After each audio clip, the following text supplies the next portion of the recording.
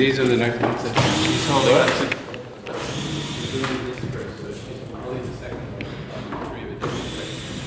On peut aborder cette grande photographie de Dov Alouche, intitulée La dernière couleur, de bien des manières, puisqu'il s'agit en apparence d'un monochrome, c'est le cas, et en même temps, cette image contient toutes les couleurs, dans l'assemblage des trois couleurs primaires. Les trois premiers éléments de cet ensemble, regroupés sous l'intitulé générique « Les dernières couleurs », présentent le jaune, le magenta, le cyan. Et cette dernière, intitulée « La dernière couleur », les assemble. Pour ce faire, Dov Alouche a collaboré avec Bertrand Lavédrine, conservateur, spécialiste de l'histoire de l'autochrome, et il a eu accès à l'une des dernières plaques autochromes non exposées des frères Lumière. Elle date de 1954, bien longtemps après l'invention par les frères Lumière du premier procédé de photographie couleur.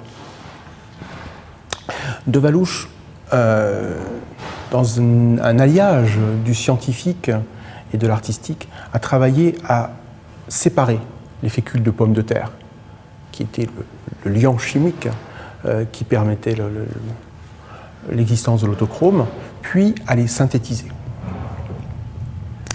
Et cette entrée dans la matière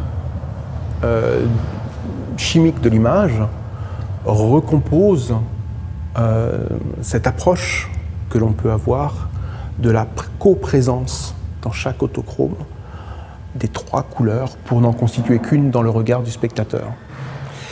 Dov Alouche est absolument passionnant dans les recherches qu'il développe depuis une pratique de dessin qui l'a amené à s'intéresser toujours plus à la photographie et aux premières techniques de la photographie. Il est à ce titre particulièrement représentatif d'une famille d'artistes photographes qui travaillent aujourd'hui à expliciter l'ontologie de la photographie. On pourrait appeler ça de la métaphotographie. Il s'agit de faire parler de la photographie par le support photographique lui-même.